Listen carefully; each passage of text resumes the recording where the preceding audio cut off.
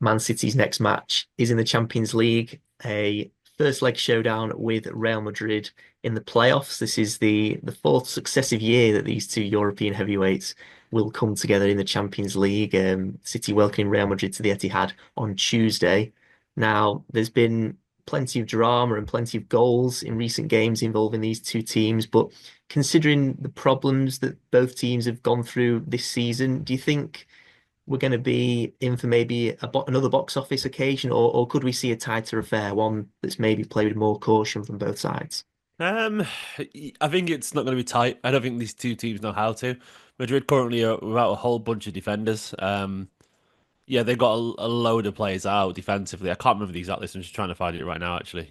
Do you have it, Ollie? Well, yeah, well, it's mainly from a defensive point of view that they've got issues now. They've got Eder Militao and Danny Carvajal are both out with serious knee injuries, and then you've got David Alaba, Antonio Rudiger, and Lucas Vazquez as well, who Yeah. have recently joined them on the sidelines. That's five players, but five defenders Starters. really. That must come as a boost for City, who will obviously back themselves to score this one. Now, my concerns around this game were not about City creating chances and scoring goals. We've still got that clearly in our repertoire. It was about the defensive attributes, and unfortunately, the list of injured players don't really change that. As concerning as it'd be for Real Madrid, they've still got Vini Junior, Mbappe, Bellingham, Rodrygo, Valverde. The rest of them to offer an almighty threat, and I'm sure they will do. But um, I think the City's best chance here, because we're not going to be able to stop them, is if it turns into something of a shootout and we just do it better. Maybe I'm wrong. Guardiola won't control, but I just don't see a world how Vinicius Junior isn't going to get an awful lot of joy out of Nunes or a Kanji on that side. So I think it might be a Kanji. My gut tells me that if Stones and Diaz will start, and I think a Kanji might be a right back given Nunes' form defensively. But I don't see how they're not going to get a lot of joy out of us because we're so bad on the transition these days that I do think it could really benefit us. And I'm looking at the defense when they played Atletico the other day. You say Vasquez is not available now as well. Well, I think he picked up an injury in that game, so that's going to rule him out of Yeah. this first leg at least. Yeah. Well, I think Camavinga came on at right back then. I would guess then. I mean, they had Tchouaméni and Asensio in defence, and Garcia as well. It's miles from their strongest um, midfield. Sorry, defence, which will play into City's hands. If Savinho turns up, if Haaland has one of his days, De Bruyne always loves a game against Real Madrid. Marmoush could make himself a superstar. With a big goal there. Yeah, I think it's going to be a bit of a shootout. I expect the game will give itself the momentum that City will need. And the fact that it's at home, I am nervous about this tie. I can't pretend otherwise, even with Real Madrid's injuries. I think they have too much quality, too much Champions League experience, so much electric pace out wide that I think Rodrygo and Vini Junior and Mbappe will give us a nightmare. I'm just hoping that City just find a little bit of magic themselves. And our best case scenarios here is just score as many goals as they do. We're not going to be able to keep a clean sheet. They will score two or three Real. So we're going to have to do the same. And the fact that some defenders not there for them gives us a chance to do that. I am anxious though. I've got a bad feeling about this game overall. Yeah, and do you think it's almost an impossible task for Guardiola to try and stop that front three of, Vinicius Junior, Rodrigo, now you're adding Kylian Mbappe to the mix as well. Of course, both Vinicius Junior and Rodrigo have already, two players that hurt City before, and Mbappe has with other teams. But is how is Guardiola going to try and stop these three from causing problems? Well, Mbappe's just won his first player of the month as well, hasn't he? So he's finally warmed up to his PSG form at Real Madrid, which is lovely timing. I don't think we can really stop them. We can just sort of hope for the best. I think the fact that Diaz played the other day against Leyton Orient for 45 minutes and Josko Vardiol had a big old rest. Nathan Ake apparently was back in training the other day. I don't know if he'll be available for this, but if he Yeah. is, that would be huge. He wasn't on the bench against Leyton Orient, so I suspect he won't be. But Josko Vardiol had a full rest. Akanji had a full rest. John Stones and Diaz rotated 45 minutes each. They both look fine.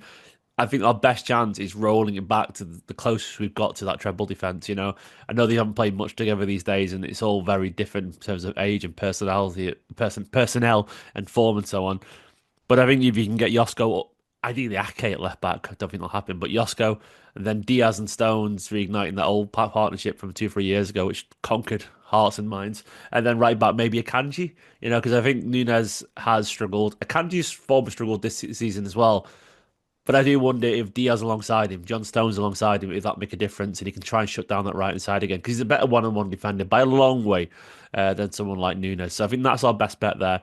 And also Kovacic has got a rest and somehow managed to have an all-timer of a defensive game alongside, hopefully, Nico Gonzalez. Because if he's available, that changes it a little bit. Then you can let those guys just sit back and defend and hope for a little bit of magic from the likes of, Haaland, De Bruyne, Foden, whoever up front.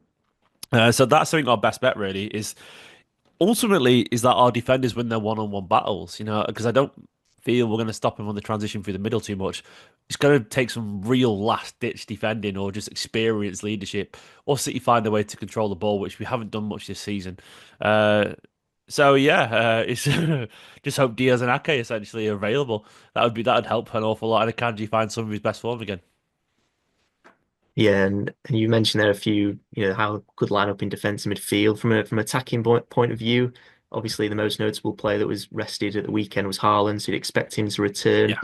Any other possible tweaks or changes? Who do you think, or who would you hope could maybe start in that final third for City? I think Guardiola will be tempted by Savinho on the left because he changed the tie against Club Brugge. He's been brilliant. I think there's something about a Brazilian playing Real Madrid as well. It's very obviously his dream, Savinho, to play in these kind of games. I think he said it already actually this morning. He would have grown up watching Real Madrid. Everyone Brazilian does. Champions League and Man City as well, and the enormity of these games these days. So I think he's got to start. I think he relishes the occasion, Savinho, and he's earned it fundamentally. So I think he'll start. If we do that thing where we play the whole bunch of defensive defenders, and that sounds really weird thing to say, but it's 2025, football's different these days. If we play defensive defenders, and we play Kovacic and Nico Gonzalez sort of deep, we could have Kevin De Bruyne there on the side as well. Kevin has not been like his very best form, and he's one of three in the midfield. He's not going to do much work. But if you've got all that kind of bedrock behind him, De Bruyne and his record against Real Madrid feels like a no-brainer to me. And even then, against Leyton Orient, he didn't have his best game, but he came on and scored the winning goal for us. And that's just that latent quality that geniuses have. So I think De Bruyne has to play. I think Savinho has to play. Haaland has to play. It sort of leaves one slot then, really, you'd argue. I don't think Doku will take it. I don't think Jack Grealish is going to take it. Between Marmoush and Foden or Bernardo Silva. So Bernardo could get a starting midfield as well. It's God, I haven't forgot about Bernardo Silva until the second. Bernardo Silva never doesn't start this game against Real Madrid. He just does. Yeah, he'd The start most some big likely games, isn't scenario, he? yeah, he starts this game every single week. The most likely scenario for me is still that Nico Gonzalez isn't available. Bernardo starts alongside Kovacic, but presumably he doesn't. But if he wants to start Bernardo, Foden, and De Bruyne, Savinho misses out. Foden goes onto the left, Bernardo goes onto the right, and De Bruyne goes through the middle. I think, but I think we could be in a scenario where De Bruyne misses out on this one. Foden plays centrally, Savinho's on the left, and Bernardo's on the right. I think we could see. We'll see. It's gonna be hard. I mean, with De Bruyne was left out the last two Premier League games, big ones for City, both Chelsea and Arsenal. But yeah, like you said, he's got a good record against Real Madrid and this big occasion. You just wonder if he gets the nod in You'd be this one. tempted, wouldn't you? You'd be Pep. You'd be Yeah, I tempted. think you would be. Yeah, and also just one thing on Rodri being included in Man City's Champions League squad. Of course, he's still recovering from his long-term knee injury. But what sort of message do you think that sends out to City fans that he has been included in the squad for the knockout rounds? Hopeful is my honest answer. But yeah, I mean, Rodri is if Rodri thinks there's potential to be back for the very end of this competition, then Rodri has spoken, and I believe him. He's already doing lots of fitness work. I've seen him do all the stretches, and he's getting that muscle. I was reading about what they actually do, by the way, when they sort your knee out and stuff, and it's not nice. They've essentially given him a whole new muscle, and they've got to stretch it out now because it's from a different part of the body. Oh, Yeah. it's weird. So essentially, that takes an awful long time to do, but they're already working on it and getting it stretched and getting it loose, and hopefully, you know, um, hopefully we see him. I don't think we will do. I think he's just there because he was already there. It makes no difference to our squad fundamentally if Rodri's registered or not. It doesn't change anything. It's not like anyone's missed out because of that. There's only three changes we could make anyway. So he's in the squad. And I'm sure, if there's a chance we can get to look, put it this way, if we somehow manage to get past Real and then Atletico buy Leverkusen in the next round and somehow manage to get to a final, if Rodri was just about available, Pep is 100% playing him. That's one thing that's guaranteed. So I don't blame him for being in the squad whatsoever. Something tells me, though, that there's probably not going to be a conversation that'll extend past the next couple of weeks. We'll see.